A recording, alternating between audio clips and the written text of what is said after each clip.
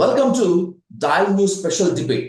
భారత్ పాకిస్తాన్ మధ్య యుద్ధ మేఘాలు కమ్ముకుంటున్నాయి. భారత్ లో ఉంటున్నటువంటి అఫీషియల్ గానైనా అన్అఫీషియల్ గా ఉన్నటువంటి పాకిస్తాన్ ఇమ్మీడియట్ గా వెళ్ళిపోవాలని చెప్పి భారత ప్రభుత్వం ఆదేశించినటువంటి నేపథ్యంలో అసలు యుద్ధం వస్తుందా రాదా? ఒకవేళ యుద్ధం అంటూ వస్తే భారత్ తట్టుకొని పాకిస్తాన్ నిలబడగలదా, లేకపోతే పాక్ ఆరోపిస్తున్నట్లు పాక్ కవ్విస్తున్నట్లు ఇండియా పాకిస్తాన్ ని ఫేస్ చేయగలదా అనేటువంటిది ఇప్పుడు కీలకమైనటువంటి టాపిక్. ఈ హాట్ టాపిక్ కోసం let's invite major Oberoi on to the dial news hot seat with Vijay సాధు.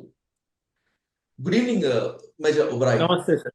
నమస్తే sir. Sir thank you so much మా ఇన్విటేషన్ ను మన్నించి స్పెషల్ డిబేట్ లో జాయిన్ అయినందుకు. Sir welcome.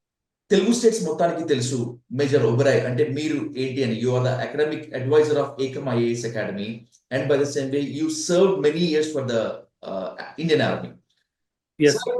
ఫస్ట్ క్వశ్చన్ ఏంటి, నిజంగా మా జోలికి వస్తే మేము తలుచుకుంటే ఇండియా నిలబడలేదు, నదుల్లో నెత్తురు పారించేస్తాం, అవసరమైతే మోదీనైనా ఢీ కొడతాం అనేటువంటిది Pakistan warnings.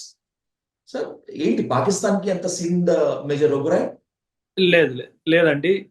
C the media play చేస్తుంది సార్. ఇక్కడ పాకిస్తాన్ అఫీషియల్ స్టేట్మెంట్ తీసుకుంటే గనక Pakistan has never made such statements officially. కాకపోతే సార్ సింపుల్ ఒక చిన్న లెక్క sir. There is something known as state actor and non state actor. Pakistan terrorism ని ఇండియాకి అగేన్స్ట్ గా 1986 నుంచి యూజ్ చేస్తుంది సార్. సో గత 39 సంవత్సరాల నుంచి India is a victim of terrorism that is emanating from the soil of Pakistan. అంటే పాకిస్తాన్ టెర్రరిజం ని ఇండియాకి అగేన్స్ట్ గా ఒక వెపన్ లాగా వాడుతుంది సార్ గత 39 సంవత్సరాల నుంచి. ఫస్ట్ ఆఫ్ ఆల్ మీరు ఇండియాని ఢీ కొట్టే దమ్ము పాకిస్తాన్ కుందా అన్నట్టుగా అడిగారు సార్. 1-to-1 కన్ఫ్రంటేషన్ లో 1947 కానీ 1965 కానీ 1971 కానీ 1999 లో కానీ ఈ 4 మేజర్ వార్స్ లో పాకిస్తాన్ ని ఇండియన్ ఆర్మీ చిత్తులుగా ఓడించిన విషయం అందరికీ తెలిసింది. Exactly sir. So 1-to-1 confrontation లో ఇండియాని ఓడించలేము అన్న క్లారిటీ పాకిస్తాన్కి వచ్చిన తర్వాతనే టెర్రరిజం వైపు పాకిస్తాన్ మళ్ళింది సార్. ఎందుకంటే పాకిస్తాన్కి ఒక విషయం అర్థమైపోయింది సార్, నేను ఇండియన్ ఆర్మీని ఢీ కొట్టలేను, నేను ఒక కన్వెన్షనల్ 1-to-1 వార్ లో ఇండియన్ ఆర్మీని నేను ఓడించలేను అన్న క్లారిటీ పాకిస్తాన్కి వచ్చిన తర్వాతనే 1986 లో Pakistan used terrorism as a tool against India. And మీరు చూస్తే గనక 1999 కార్గిల్ ఒక చిన్న వార్ దాన్ని పక్కన పెడితే ఆ రోజు నుంచి ఈ రోజు వరకు పాకిస్తాన్ ఇండియా మీద దాడి చేయలేదు సార్. ఓకే, ఎందుకు చేయలేదంటే చేస్తే ఏం జరుగుతుందో పరిణామం తెలుసు కాబట్టే చేయలేదు సార్. రైట్. కాకపోతే 1986 నుంచి టెర్రరిజం ని యాజ్ ఎ టూల్ అగేన్స్ట్ ఇండియాతో వాడుతుంది సార్. అండ్ ఇండియా ప్రతిసారి సహనం చూపిస్తూ ఓర్పు చూపిస్తూ వేరే మెజర్స్ వాడి పాకిస్తాన్ ని కంట్రోల్ చేయడానికి ట్రై చేసింది. ఓకే, కానీ ఇప్పుడు మాత్రము ఖచ్చితంగా మేజర్ మిలిటరీ యాక్షన్ తీసుకోవాల్సిందే అన్నట్టుగా భారత ప్రజలందరూ భావిస్తున్నారు. మేబీ ప్రభుత్వం కూడా అదే డైరెక్షన్ లో వెళ్తుంది అన్న నమ్మకం కూడా భారత ప్రజలందరికీ ఉంది సార్. ఎందుకంటే మేము కూడా ఓర్పు సహించి అలసిపోయాము, ఇంకా మాకు పిఓకే తిరిగి కావాలి, పాకిస్తాన్ కి ఒక మంచి లెసన్ ఇవ్వాలి అని చెప్పేసి అందరూ మాట్లాడుతున్నారు. రైట్ మేజర్ ఒబెరాయ్, నాకు ఒక స్ట్రైట్ క్వశ్చన్ కి స్ట్రింజెంట్ ఆన్సర్ కావాలి sir, because I think you are the suitable person to give that. Pulwama attack తర్వాత సరైనటువంటి డోస్ ఇండియన్ గవర్నమెంట్ ఇవ్వలేదు కాబట్టే మళ్ళీ పెహల్గామ్ అటాక్ చేయగలిగింది పాక్ ప్రేరేపిత ఉగ్రవాదులు అనేటువంటి ఒక కామెంట్ ఉంది సార్, ఒక ఆరోపణ ఉంది. How you react on this comment sir? అంటే సార్ పుల్వామా అటాక్ తర్వాత మనం బాలాకోట్ ఎయిర్ స్ట్రైక్ చేసిన విషయం అందరికీ తెలిసిందే సార్. కాకపోతే అకస్మాత్తుగా one of our air force pilots Abhinandan Varthaman అక్కడ వాళ్ళ టెరిటరీలో ప్లేన్ నుంచి ఇజెక్ట్ అయ్యి వాళ్ళ టెరిటరీలో పడడం, తనని ప్రిజనర్ గా తీసుకోవడము, తర్వాత భారత్ కి 3 రోజుల్లోనే అప్పగించడం, ఇవన్నీ జరిగాయి సార్. మనం కొన్ని విషయాలు గమనించాలి సార్. ఇంటర్నేషనల్ రిలేషన్స్ లో, జియో పాలిటిక్స్ లో అభినందన్ వర్ధమాన్ ఎప్పుడు వాళ్ళ టెరిటరీలో పడ్డాడు? When tensions were very high. Tensions చాలా హై ఉన్న ఆ మూమెంట్ లో అభినందన్ వర్ధమాన్ అన్లక్కీలీ వాళ్ళ టెరిటరీలో ఎజెక్ట్ అయి పడ్డాడు సార్. నౌ పాకిస్తాన్ చాలా తెలివిగా ఏం చేసిందంటే వెంటనే 2-3 డేస్ లో తన్ని రిటర్న్ ఇచ్చేసింది sir. Abhinandan so return Abhinandan Varthaman ని ఇండియాకి అప్పగిచ్చేసింది. సో దీనివల్ల ఏమైందంటే India lost an opportunity to attack Pakistan, because when Pakistan handed over that person to you, it means it is a peaceful gesture. Exactly. అది పీస్ఫుల్ జెస్చర్ అవడం వల్ల ఇండియా ఆ తర్వాత పాకిస్తాన్ అటాక్ చేసి ఉంటే మాత్రం ఇంటర్నేషనల్ కమ్యూనిటీ ఒప్పుకోపోయింది సార్. సో ఆ incident మొత్తం బ్యాటిల్ ఫీల్డ్ ఫేస్ నే మార్చేసింది. Okay okay.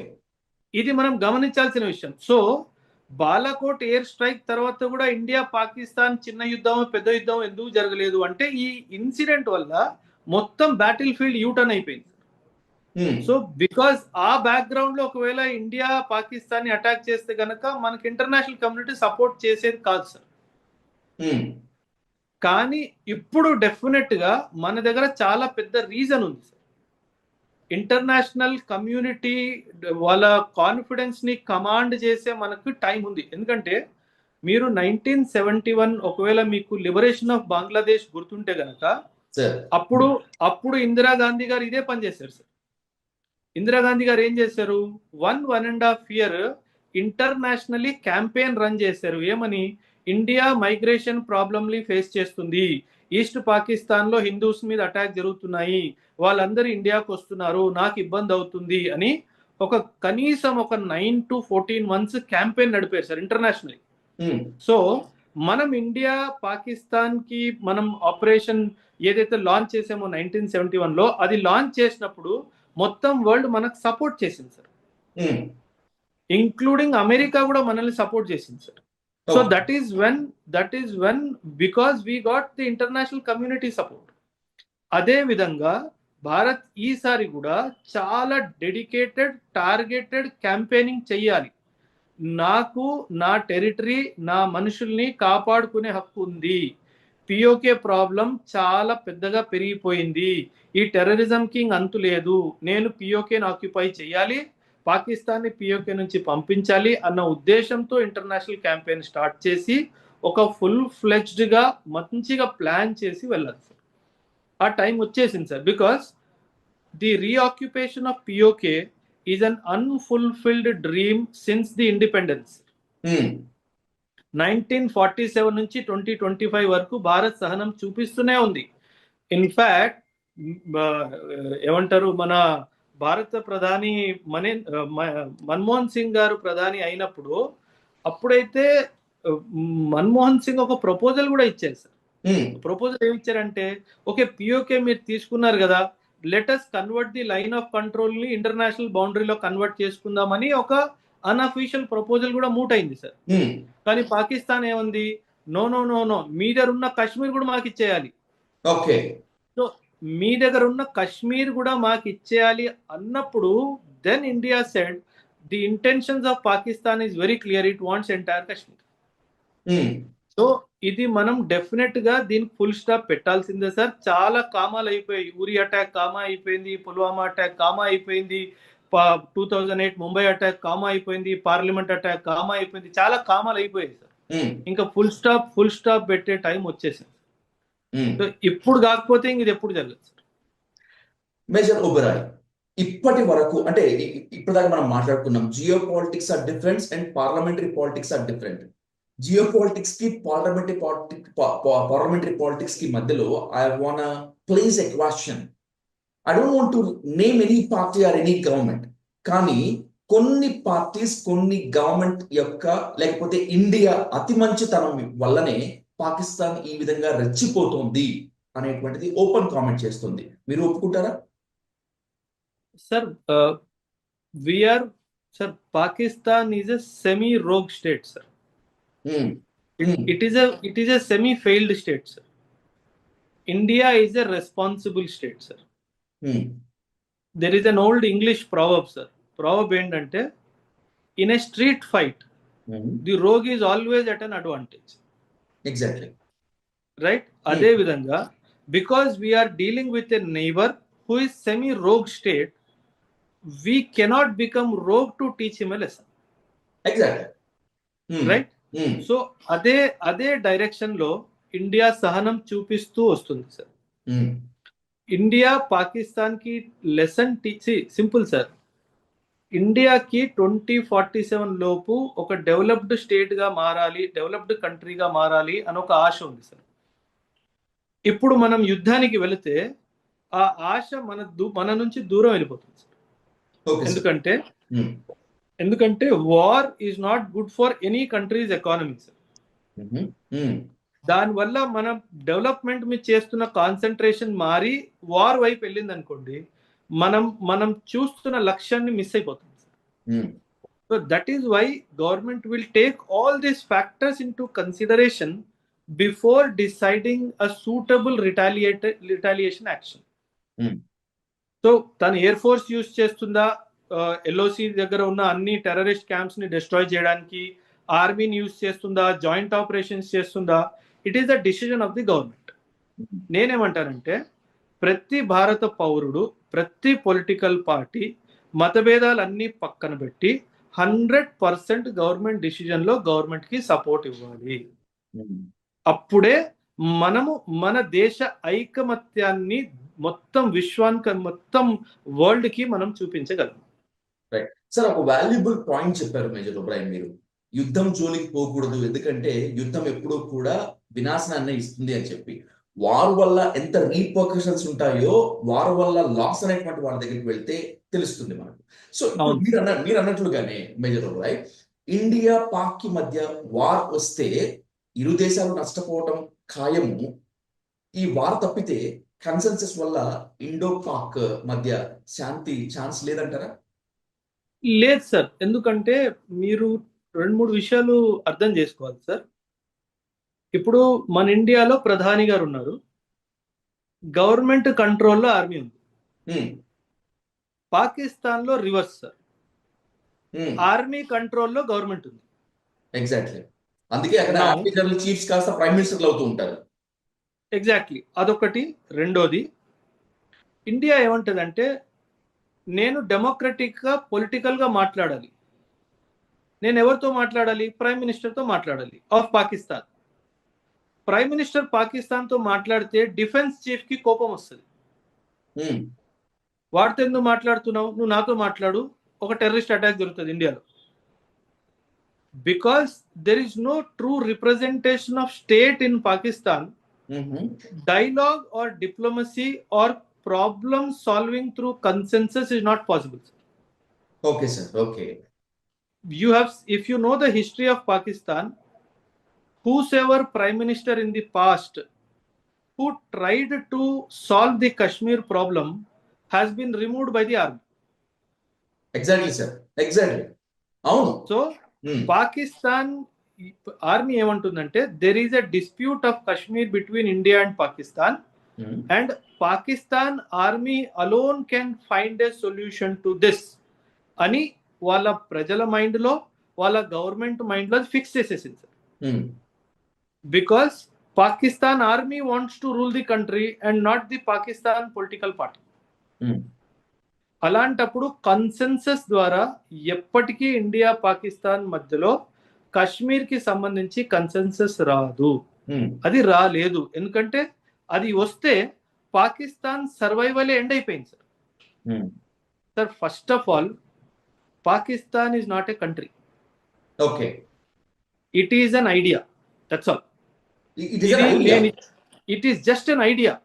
It is not a country in the first place. What is the idea? The idea is to continuously keep the Kashmir issue alive. So that America can sell weapons to Pakistan, so that China can sell weapons to Pakistan, so that Russia can sell weapons to India, so that Saudi Arabia can sell weapons to Pakistan, so that Israel can sell weapons to India. It is an idea, it is not a country. ఇది ప్రతి భారత పౌరుడికి అర్థం అవ్వాలి. Okay. Then only you will understand, sir. Recent SIPRI report, Society for International Peace Research Institute. Hmm. India is one of the largest, what you call, importers of weapons in the world. Oh, India is a welfare state. Why is it buying weapons? Because somebody kept a problem alive in your boundary. is none other than Pakistan, right?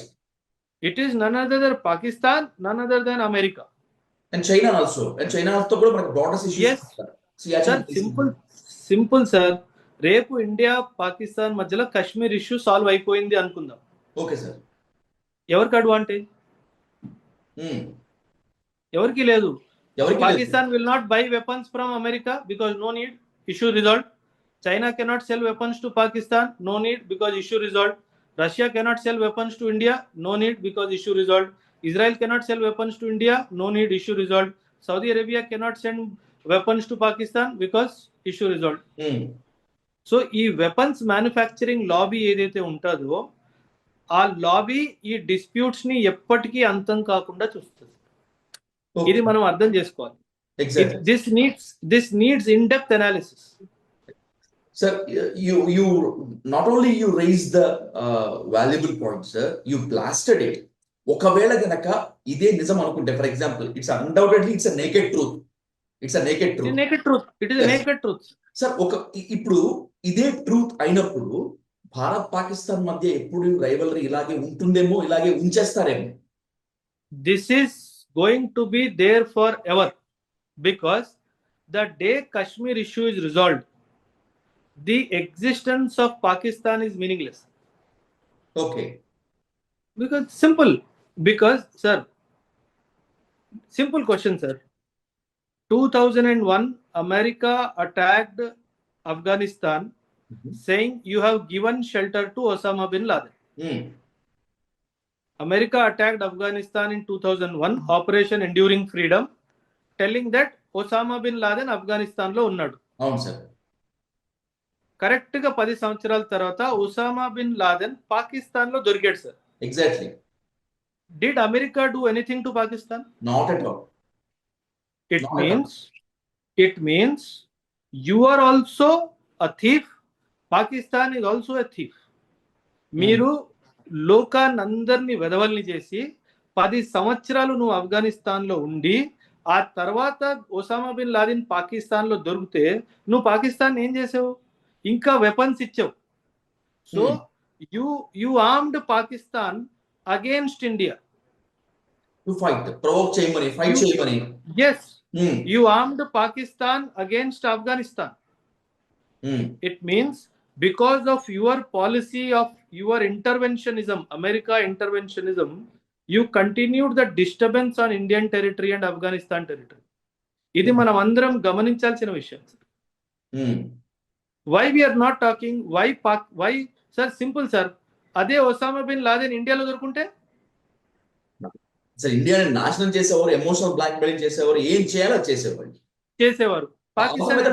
అవసరమైతే పాకిస్తాన్ కూడా కలుపుకొని India మీదకి war declare చేసేవాడు కదా Oberoi. Yes. ఇప్పుడు పాకిస్తాన్ లో Osama bin Laden దొరికినప్పుడు నువ్వు అసలు ఏం చేసావు? నువ్వేం చేయలేదు. ఆ తర్వాత కూడా you continue to give weapons to Pakistan. And those weapons Pakistan will use again. F-16s Pakistan లో ఈరోజు ఉన్నాయి సార్. పాకిస్తాన్ ఆర్థిక పరిస్థితి శూన్యం సార్ ఈరోజు. పాకిస్తాన్ ఎంత దిగజారిపోయిందంటే, ఎకనామిక్ స్థితి ఎలా ఉందంటే, $18,000 కి పాకిస్తాన్ సిటిజన్షిప్ అమ్ముతున్నాడు. $18,000 పాకిస్తాన్ కి ఇస్తే నీకు పాకిస్తాన్ సిటిజన్షిప్ ఇస్తాము అంటున్నారు. అంటే సిటిజన్షిప్ అమ్ముకునే పరిస్థితికి వచ్చేసింది సార్ అక్కడ. To be frank major sir, ఫ్రీగా పాకిస్తాన్ సిటిజన్షిప్ ఇచ్చినా కూడా తీసుకునేవాడు ఎవడు? ఎవరు తీసుకుంటాడు sir? See who will come to a semi-failed state, sir? Exactly, sir. Somebody from fully failed state will come to semi-failed state. అంతే. మహా అయితే కొందరు ఆఫ్ఘానులు వస్తారేమో. బట్ బిగ్గర్ క్వశ్చన్, $18,000 ఎవరి దగ్గర ఉన్నాయి sir? So it is making pool of sir Pakistan ని. అసలు మనము పాకిస్తాన్ ని ఎనిమీలా భావించడము మనం వాడికి ఇచ్చే మర్యాద అయిపోయింది సార్ అది. అస్సలు Pakistan is nobody for India, Hmm. Economically, politically, diplomatically, militarily. ఈ 4 డైమెన్షన్స్ లో Pakistan is non existent for India. Okay. అసలు we have stopped talking to them because they have continued terrorism against India. Hmm. Time has come to teach a lesson to them అని చెప్తున్నాను. Okay. Okay. We need to use our air force. We need to go for what you call use of air force in destroying all the terrorist training camps which are along the line of control. Hmm. In Pakistan occupied Kashmir వాటినన్నిటిని destroy చేయాల్సిన time వచ్చేసింది. Hmm. Sir, Pakistan దగ్గర nuclear weapon ఉంది, ఎప్పటిదాకా భయపడతాం sir? Hmm. మన దగ్గర కూడా న్యూక్లియర్ వెపన్స్ ఉన్నాయి. Pakistan knows if I use a nuclear weapon against India will not spare me అన్న చాలా క్లారిటీ పాకిస్తాన్ ఉంది సార్. ఎందుకంటే మీకు గుర్తుందో లేదో, వాజ్పేయి గారు ఒకసారి 1998-99 లో Hmm. పార్లమెంట్ సమావేశంలో చెప్పారు, అగర్ పాకిస్తాన్ ఇండియా के ऊपर न्यूक्लियर बम का इस्तेमाल करेगा, Hmm. कल सुबह होने तक पाकिस्तान का नक्शा विश्व के नक्शे से हट जाएगा. Hmm. అంటే ఏమన్నాడు, I will remove Pakistan from the world map అని చెప్పి బెదిరించాడు సార్ ఆయన. Hmm. Hmm. సో ఆ భయం పాకిస్తాన్ కి ఈ రోజు కూడా ఉంది సార్. Hmm. సో మనం ఆ భయాన్ని యాక్టివేట్ చేస్తూ ఒక limited offensive air force and ground forces ని వాడుతూ టెర్రరిస్ట్ క్యాంప్స్ ఉన్న క్యాంప్స్ అన్నిటిని డిస్ట్రాయ్ చేయాలి. Hmm.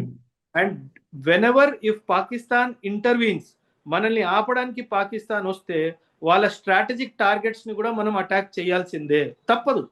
Okay. ఎందుకంటే you have to teach a lesson to Pakistan that if you come again close to India, I will go deep and hit you where it hits you the most.